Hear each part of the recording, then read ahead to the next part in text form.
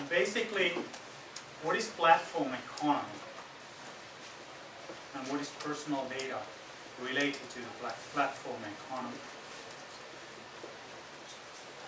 We gave all our rights of our personal data away from us 9 years ago,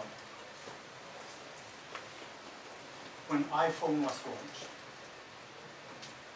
Since then,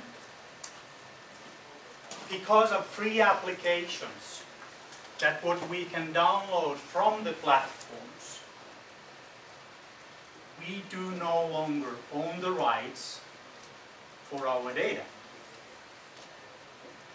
Are we willing to give all this away?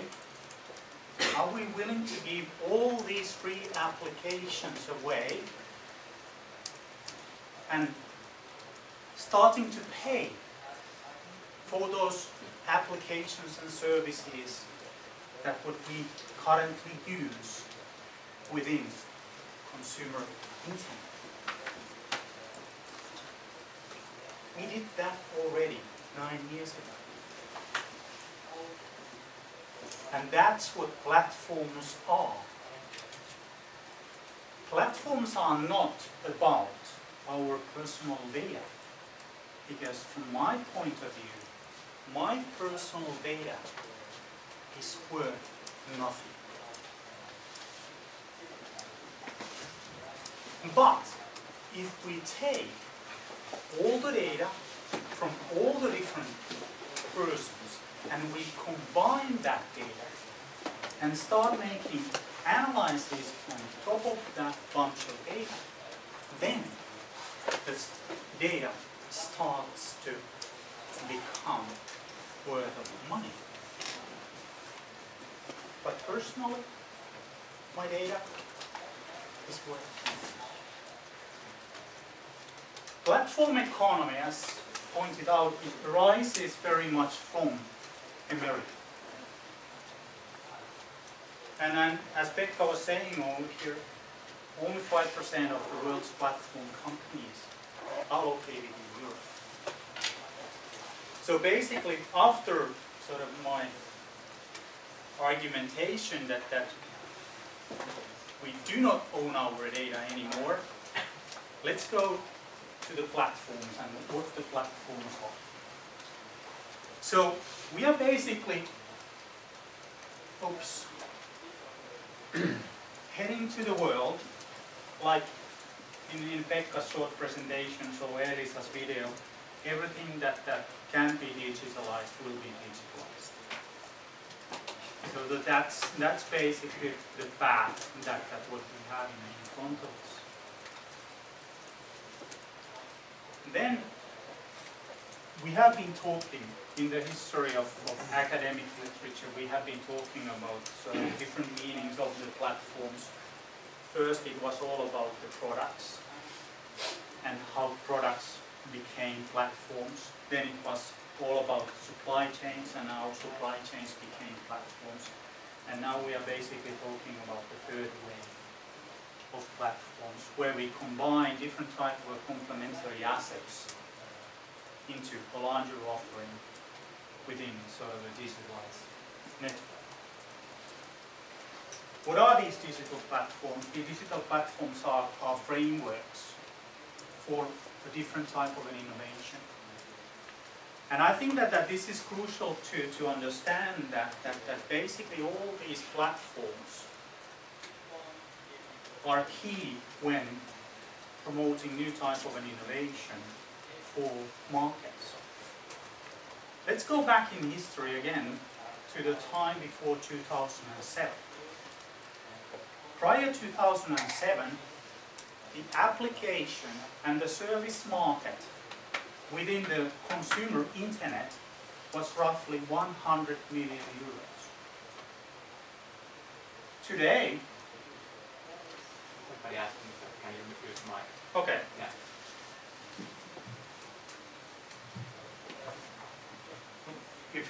Is it better now? Okay, great. So basically now when we talk about these platforms, we talk about the market of $4 to $5 billion. So without these platforms, without integrating all these new type of applications and services into these digital platforms, we would not have had this type of a business.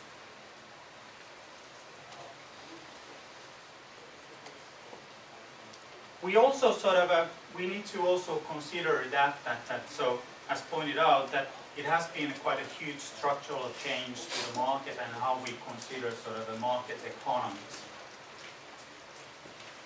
And what is different basically when it comes to all these digital platforms? These digital platforms have become multi-sided, meaning that there is no only two-directional interaction between a consumer and the platform. There are multiple players within the marketplace. So actually, we do not exactly know that how big this market currently is, because all these digital platforms, Apple's and Google's and Microsoft's, they are not, or they cannot keep record of that how much of a revenues these different players are making when it comes to their interaction between one another. As an example, for example, YouTuber has revenues from multiple parties. And this is something that we need to understand, that the marketplaces are very different today than they used to be when it comes to product-centric and service-centric world.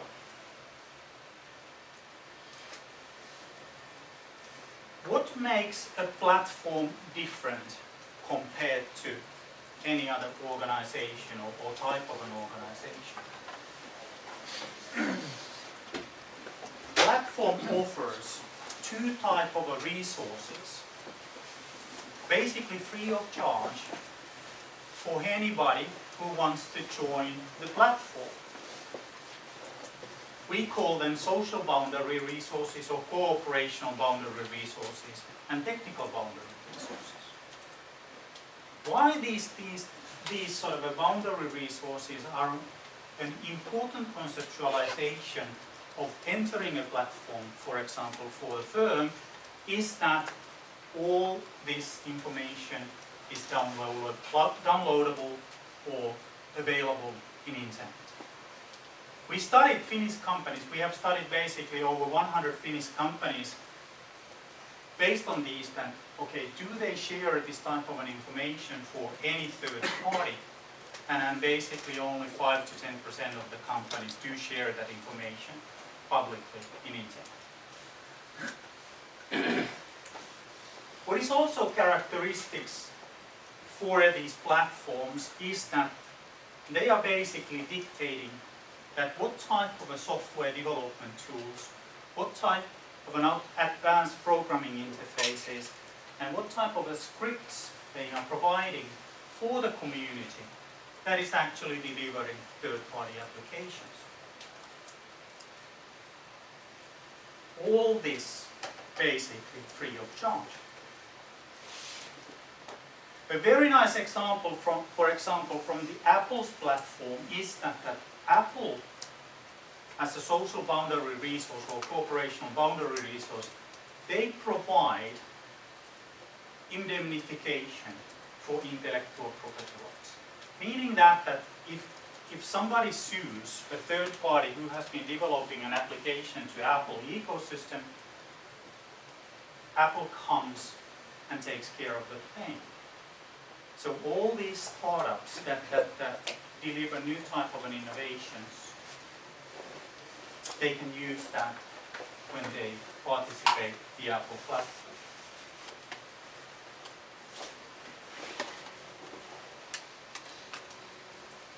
And what we have seen basically through these different platforms is that they are the ones to capturing the profit. Over 60% of the developers when it comes to Apple and Google type of platforms live under the poverty line. It's quite amazing that how big the long tail is when it comes to these different type of developers.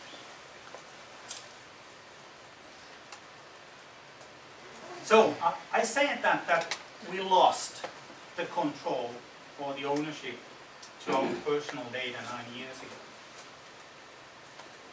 What is now happening when it comes to industrial internet?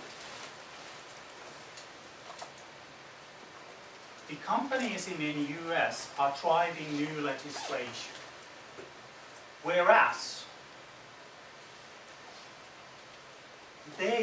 when they sell you a car in the future, they are not actually selling the car for you. They are renting it for the life. So some of the car companies are changing their business models into that direction that they are no longer selling their products.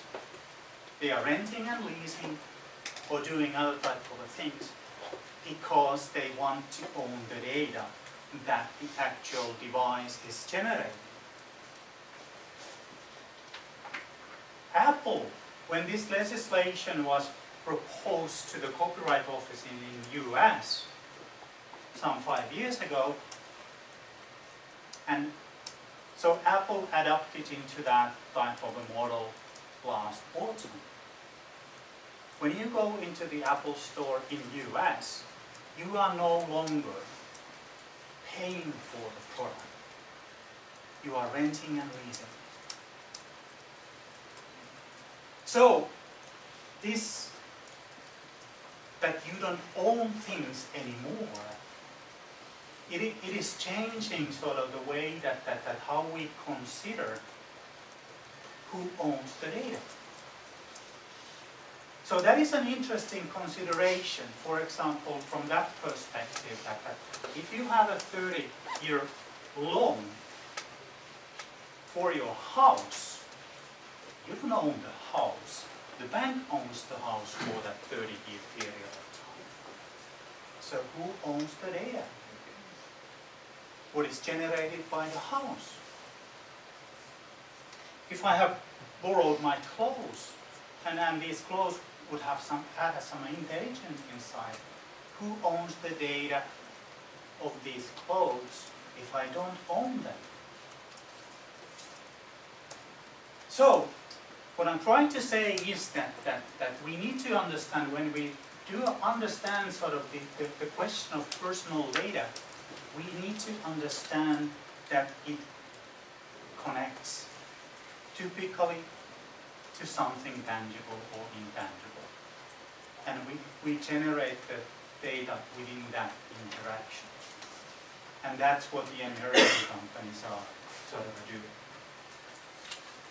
So, from my perspective, when we talk about the consumer internet, industrial internet, I do not believe that that's sort of the right way to sort of consider. We need to consider sort of that from a bit from the larger perspective, because we have these non-durable goods, durable goods and capital goods, and we need to consider the personal data in different perspectives when it comes to, in combination with all that.